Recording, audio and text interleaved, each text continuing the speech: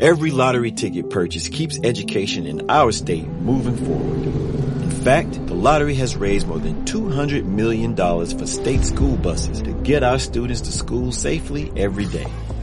Then, the lottery helps those students go even further in their education by funding the Life, Hope, and Palmetto Fellow Scholarships. So remember, when you play the lottery, you're keeping South Carolina students on the road to success. Learn more at sceducationlottery.com/betteryou.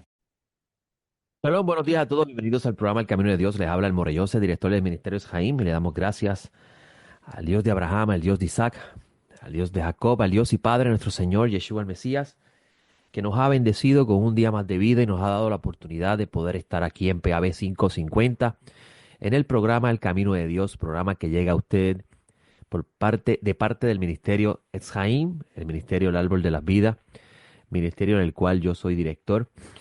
Y para mí es un gran honor poder estar aquí todos los domingos compartiendo con ustedes los tesoros de la sabiduría divina, la palabra del Eterno, la Torá del Altísimo.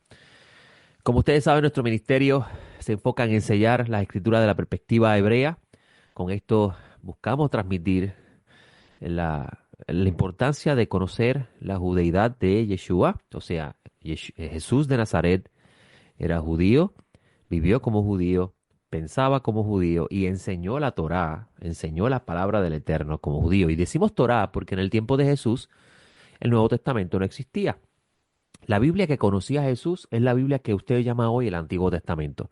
La Biblia que utilizaba Jesús para hablarle a su audiencia era la Biblia que usted llama hoy el Antiguo Testamento. Incluso el apóstol Pablo el apóstol, cuyo nombre en hebreo era Shaul, de la ciudad de Tarso, educado a los pies de Gamliel, o sea, Shaul de Tarso era un fariseo en lo que respecta a su comprensión de la Torá, y eso mismo él lo dice en la carta a los Filipenses. También era judío, y su pensamiento era judío. Y la Biblia que él conocía era la Biblia que usted llama el Antiguo Testamento. Por eso nosotros en nuestro ministerio decimos que es muy importante conocer la Biblia que Jesús, Juan el Bautista, Pedro, Pablo, Juan, todos los discípulos, Nataniel, Felipe, los hijos del trueno, que los hermanos Johanán y Jacobo, todos Jacobo el justo, quien era hermano de Yeshua, si no lo sabía, Jesús de Nazaret tenía hermanos y hermanas. Eso es importante conocerlo, o sea, la mamá de Yeshua, Miriam, quien usted conoce como María, pero su nombre era realmente Miriam, un nombre arameo, tuvo más hijos y tuvo hijas también.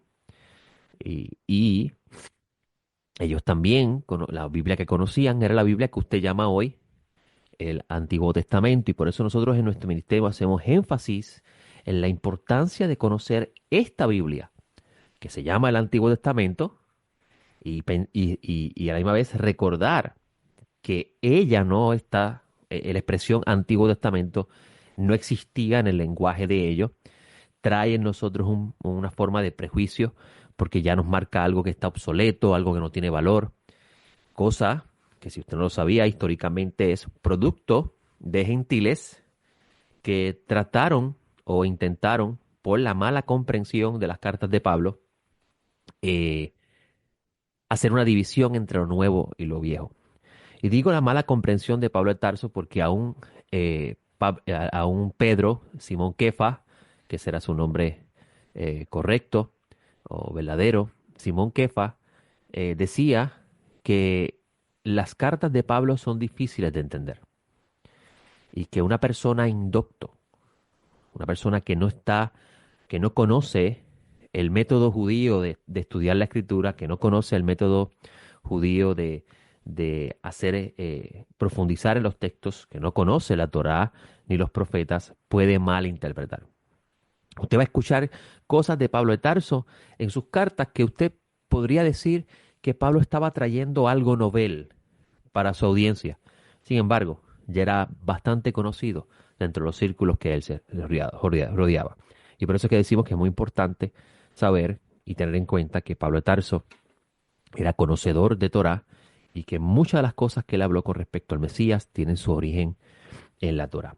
Cuando Pablo de Tarso dice en Filipenses que eso lo da por perdido por causa del Mesías, no significa, como se ha entendido, que él está negando su identidad judía, que él está negando la Torá, que él está renunciando a todo eso por algo mejor, sino que la aspiración personal que él tenía con respecto a la razón por la cual se había convertido en un discípulo de Gamliel y por qué había sido criado a los pies de un gran maestro como Gamliel, él lo está dejando a un lado por razón de la misión que el Mesías le había encomendado, y esto es hablar del reino que ha de venir.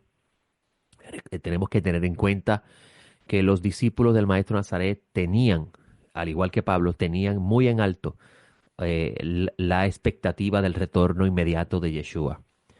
Ellos esperaban que en el tiempo de ellos iba a regresar el Mesías. Por eso que usted, si no tiene en cuenta eso, puede coger, por ejemplo, el Evangelio de Lucas, que fue escrito después del Evangelio de Mateo, que fue escrito después del Evangelio de Marcos. Usted va a encontrar que con respecto a la venida del Mesías, como en Mateo 24, usted se va a dar cuenta que en Lucas no se habla igual de la forma en que se habló en Mateo. Y esto nos dice que el Evangelio de Lucas pudo haber sido escrito o finalizado tiempo después de la destrucción del templo. También, igual que el Evangelio de Juan, que no se habla del retorno inmediato del Mesías como los demás evangelios. Hay que tener en cuenta y conocer esta época, esta forma de pensamiento de sus autores para poder trazar correctamente las Sagradas Escrituras. A veces leemos a Pablo y no tomamos en cuenta el trasfondo cultural de lo que está sucediendo, en cómo pensaban, cómo era la vida de los gentiles en el tiempo que Pablo está predicando. Por ejemplo, usted coge la carta de Colosé, escrita a los gentiles que están en Colosas, lee ese versículo que Pablo de Tarso dice: nadie lo juzgue por comida, bebida, por Shabbat, por días de fiesta, todo es sombra de lo que ha de venir, por la realidad es el Mesías. Y ese texto se ha interpretado como que Pablo está diciendo, todo eso quedó abolido, ya eso no es importante, ahora hay algo más importante y es Cristo. Pero eso no es la intención de Pablo en esa carta. Pablo no puede contradecir al Creador. Pablo no puede contradecir al Mesías a quien el Creador envió. Quiere decir, lo que hace Yeshua el Mesías es que él haga la voluntad de aquel que lo envió y cumpla las cosas que aquel que lo envió, lo encomendó a hacer. ¿Cuánto más Pablo, quien fue escogido por el Mesías para anunciar a los gentiles las cosas que aquel que envió al Mesías al mundo dijo en los profetas que habría de hacer?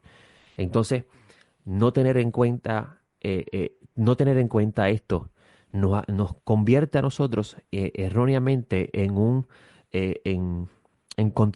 personas que contradecimos la verdad revelada.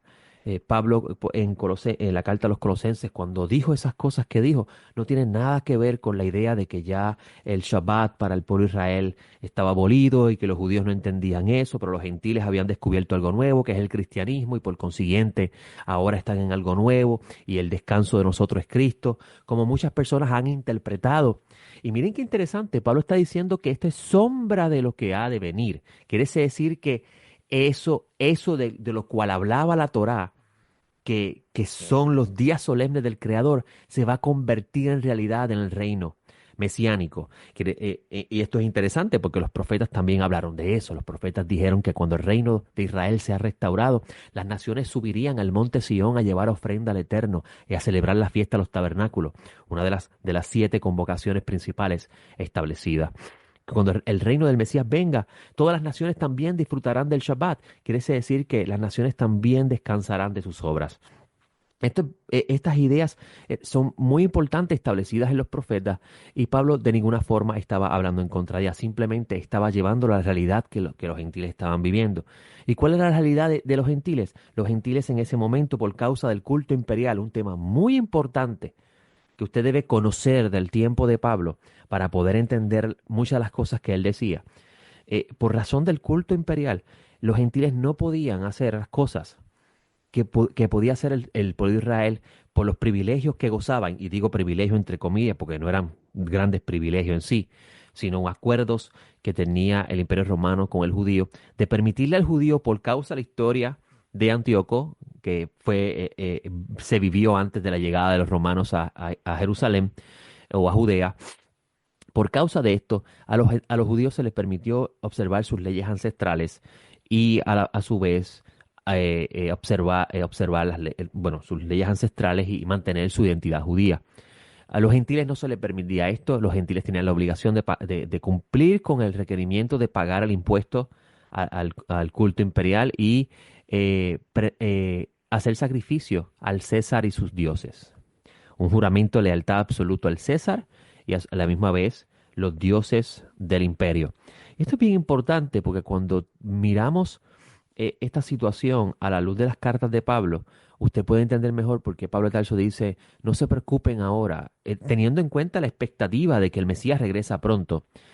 Pablo está diciendo a esa audiencia, no se preocupen ahora, manténganse en el Mesías, porque cuando una vez el Mesías regrese, todo lo que ahora usted no puede participar por causa de lo que están experimentando, lo van a poder vivir en el reino del Mesías.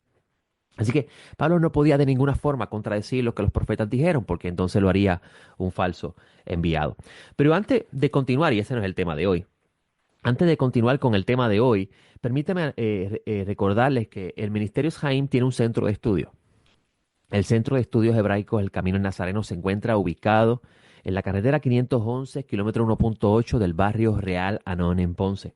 Allí en el lugar conocido como Plaza Real Anón, en el segundo local, tan pronto usted entra al complejo y encuentra los estacionamientos, el segundo estacionamiento a mano izquierda, allí se encuentra un edificio pintado de blanco y gris. Dando para la parte posterior, a la derecha, usted va a encontrar una cortina azul. Ahí está nuestra entrada al centro de estudio. Nosotros nos reunimos todos los sábados a partir de las 9 de la mañana, donde estudiamos, oramos y compartimos las riquezas de la palabra del Creador. Así que si usted desea visitarnos, está cordialmente invitado. De seguro que si usted tiene oídos para oír y ojos para ver, le va a impresionar para bien. En el día de ayer tuvimos la oportunidad, y para efecto del récord, ¿verdad? Es importante mencionar porque este programa se graba y se comparte en el podcast. Hoy nos encontramos en el día 9 del mes de febrero del año 2025. Y en el día de ayer, que fue el día 8 del mes de febrero, tuvimos, primero es el Shabbat conocido como el Shabbat Shirah, el Shabbat del cántico. ¿Por qué él se conoce como el Shabbat Shirah? Porque es el Shabbat, el sábado, que se hace lectura de la porción que tiene incluido el partimiento de las aguas del Mar de los Juncos, lo que usted conoce como el Mar Rojo, y el cántico de Moisés y el pueblo redimido. Esto se encuentra en Éxodos 13:17 al 17:16, y por esa razón se llama Shabbat Shirah. En la lectura de los escritos conocidos como Haftará, la media o la porción de los profetas, leemos Jueces 4:4 al 5:31, donde se encuentra el cántico de Débora. Y en los escritos nazarenos leímos ayer Mateo 14:22-33. Ayer, da las circunstancias que no pude estar el Shabbat anterior al de ayer, eh, tomé un momento para hablar de la porción número 15, Beshalaje, la porción número 16, y me percaté después de 2 horas que me concentré todo el tiempo hablando de esa porción, y cuando vine a darme cuenta ya se había acabado el tiempo y no pude hablar de la porción número 16, dado que el escrito que preparé, sí, este año he retomado lo que acostumbraba a hacer cuando comencé a enseñar presencial en el centro de estudio que teníamos en la calle Torres, en Ponce, antes de los temblores de enero del 2020, temblores del año 2020, si la memoria no me falla. Eh, eh, acostumbraba a preparar un escrito donde compartía comentarios de los sabios de Israel y otros comentarios, a la misma vez mis observaciones. Y este año regresé a hacerlo. Y ayer tenía un escrito de, de 6 páginas que nos quedamos en la página número 4. No pude terminarlo y estuve 2 horas enseñando. Y la página número 4 comenzaba con la sección Beshalach, donde quería hablar de un tema bien interesante de esa porción. Y es que en el capítulo 15, versículo 17, en ese cántico, hay unas palabras de parte de Moisés y el pueblo muy interesantes que en el hebreo encuentras unos tesoros hermosos. Y es que dice el texto, tú los traerás y los plantarás en el monte de tu heredad, el sitio firme, oh eterno, que existes para tu morada.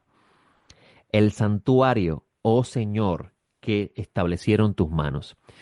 Este texto, estos dos versículos, 17 y 18, pertenecen a la lectura, o mejor dicho, pertenecen al cántico conocido como el Cántico del Cruce.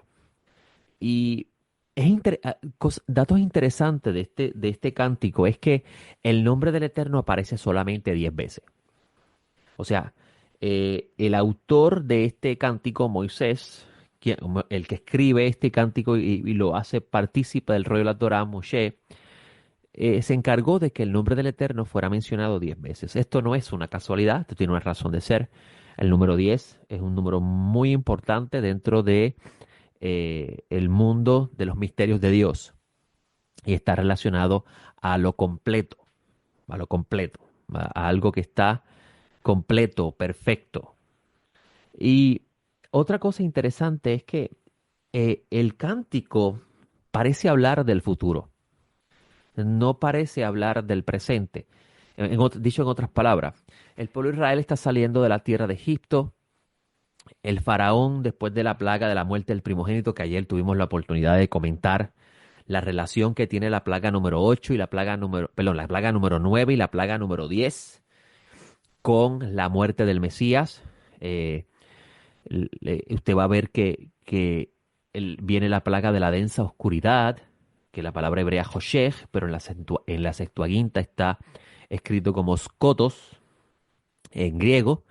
La Septuaginta es la versión griega, la traducción griega de la Torá, y ya para el tiempo de Jesús ya existía, incluso era la Biblia que utilizaba, era la versión en griego de lo que usted conoce como el Antiguo Testamento, que los judíos helenos que vivían fuera de la tierra de Israel, que sabían más griego que hebreo, utilizaban. Esto no significa que no se leyese la Torá en hebreo, pero era la lectura, era la traducción que se utilizaba para poder comprender lo que se leía en hebreo. Como también en la tierra de Israel existían versiones en arameo para aquel que no había sido criado o conocía el hebreo como idioma primario. Y esto es importante en la Judea del Segundo Templo, dominaba mucho en el lenguaje del público en general el idioma arameo. Y es interesante que esta palabra mejor dicho, regreso al asunto de la plaga de la densa oscuridad.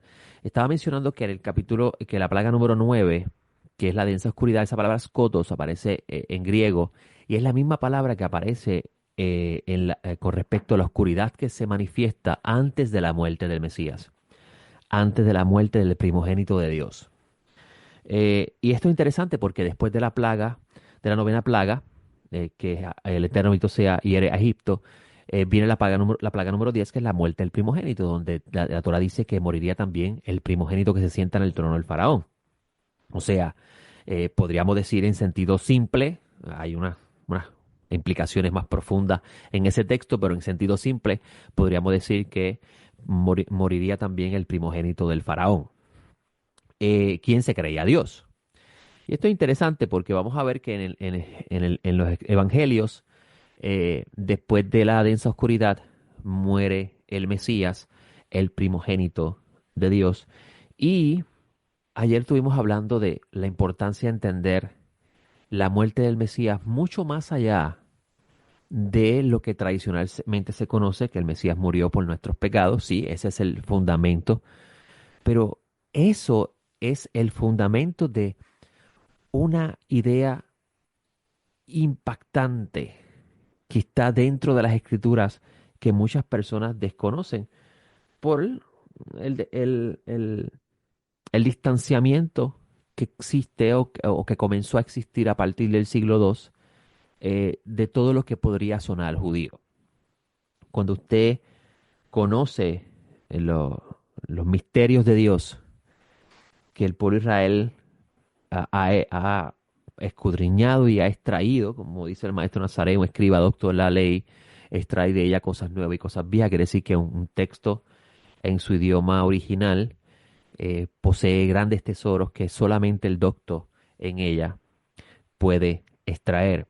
Cuando usted empieza a conectar, hacer un remés, una conexión de conceptos, usted va a descubrir cosas bien interesantes que están en los evangelios también. Está, por ejemplo, en el libro de Revelaciones y se habla de ellos a lo largo de la Torá y los profetas.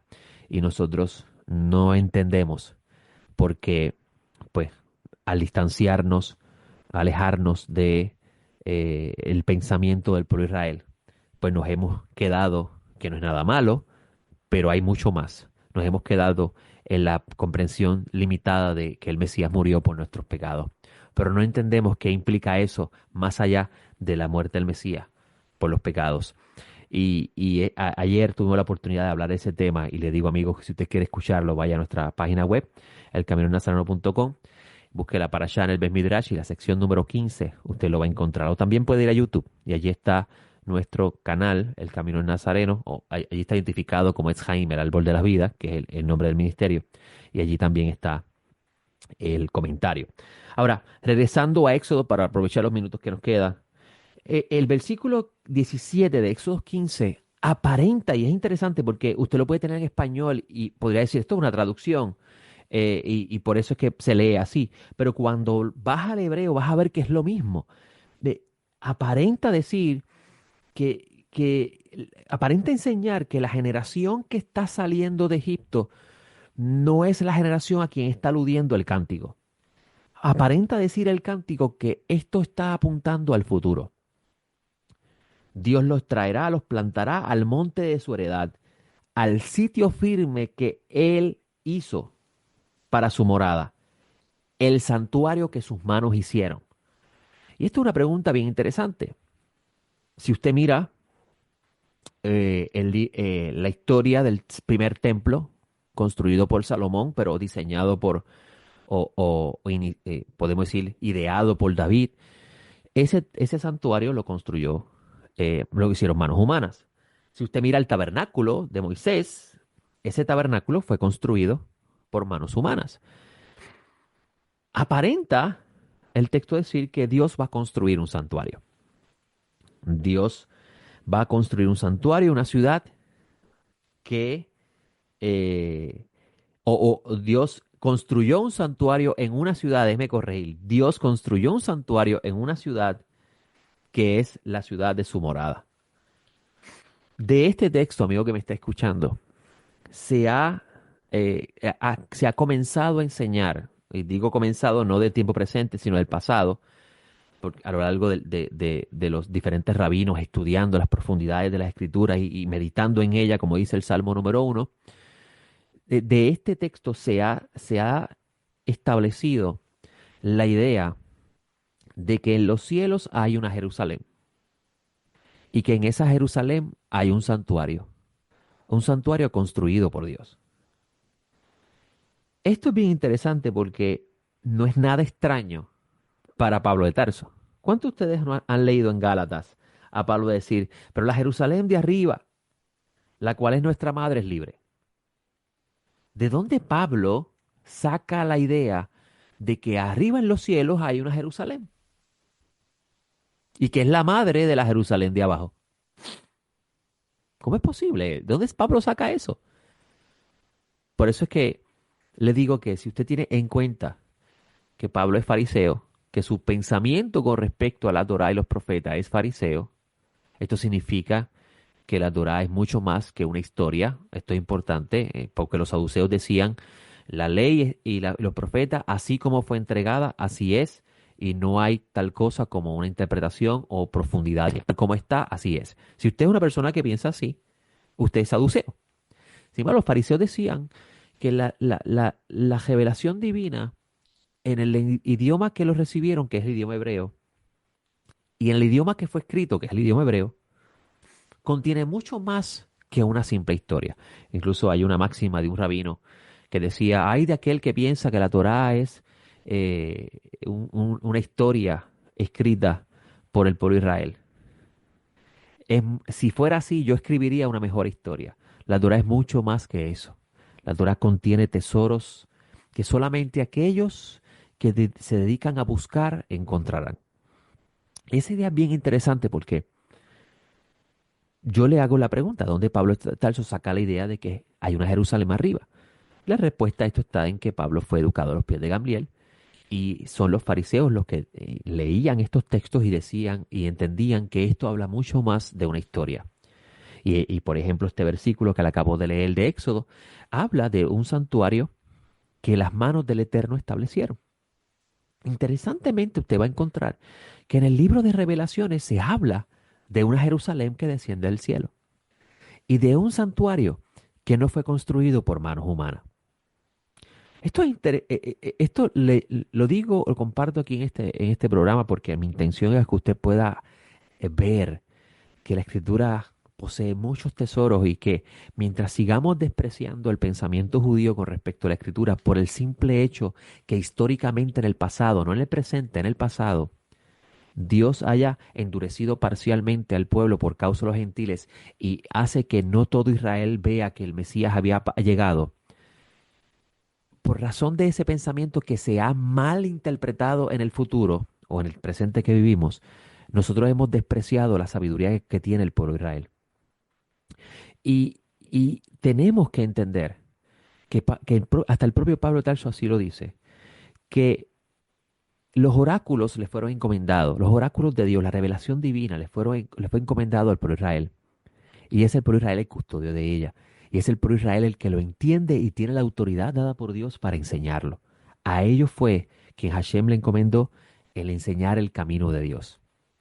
Y es muy triste cuando no se entiende bien el mensaje del Mesías con respecto a ir a las naciones, o por ejemplo el caso de Pablo que está hablando a su época, a ir a las naciones a anunciar la venida del reino del Mesías y la lealtad al Mesías y no al César.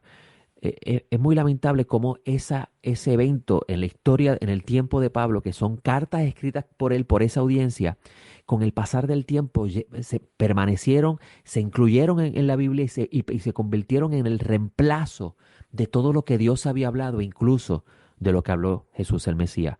La mayoría de la doctrina se ha construido alrededor de Pablo y no se ha tomado en cuenta ni los profetas, ni Moisés, ni el propio Mesías. Incluso muchas doctrinas contradicen lo que el Mesías dice. ¿Cuántas veces usted ha escuchado que usted es un alma que vive en un cuerpo? Sin embargo, el Mesías dice, ganad vuestras almas con perseverancia. Yo le hago una pregunta. Si yo soy un alma que vive dentro de un cuerpo, ¿por qué tengo que ganar mi alma si ya yo soy esa alma? Muchas doctrinas han nacido desconociendo realmente el pensamiento sobre esto. Para aprovechar los últimos segundos que me queda, hay un salmo muy interesante que también habla de, de dos santuarios. Sí, de dos santuarios. Usted no lo va a ver en hebreo, en español, perdón. Pero si lo lee en hebreo, usted se va a dar cuenta que va a hablar de dos santuarios. Y incluso yo tengo un libro del rabino Moshe Hailusato, que es del siglo XVI, si no me equivoco, donde él habla sobre este versículo y sobre la visión de Ezequiel y los misterios detrás del santuario que ve Ezequiel y la relación que tiene esto con este texto de Salmo 46. Si tú miras el versículo 4 del Salmo 40 del Salmo 46 dice, hay un río cuyas corrientes arreglan la ciudad de Dios, el santuario, la morada del Elión. En ese versículo, amigo, se habla de dos santuarios. Amigos, yo no tengo más tiempo para ustedes. Quisiera estar más tiempo con ustedes, pero si usted quiere saber más sobre nuestro estudio, vaya a nuestro sitio web, elcaminodenazareno.com. Allí va a encontrar múltiples estudios de los que estamos impartiendo en el tiempo presente y en el pasado y podrá conocer más sobre el pensamiento hebreo de la Escritura. Para mí es un gran honor haber compartido con ustedes y mi deseo es que el Todopoderoso les conceda una excelente semana y le dé ojos para ver, oídos para oír las maravillas que se encuentran en su Torá. Les habló el More Joseph. Nos vemos la próxima. Shalom.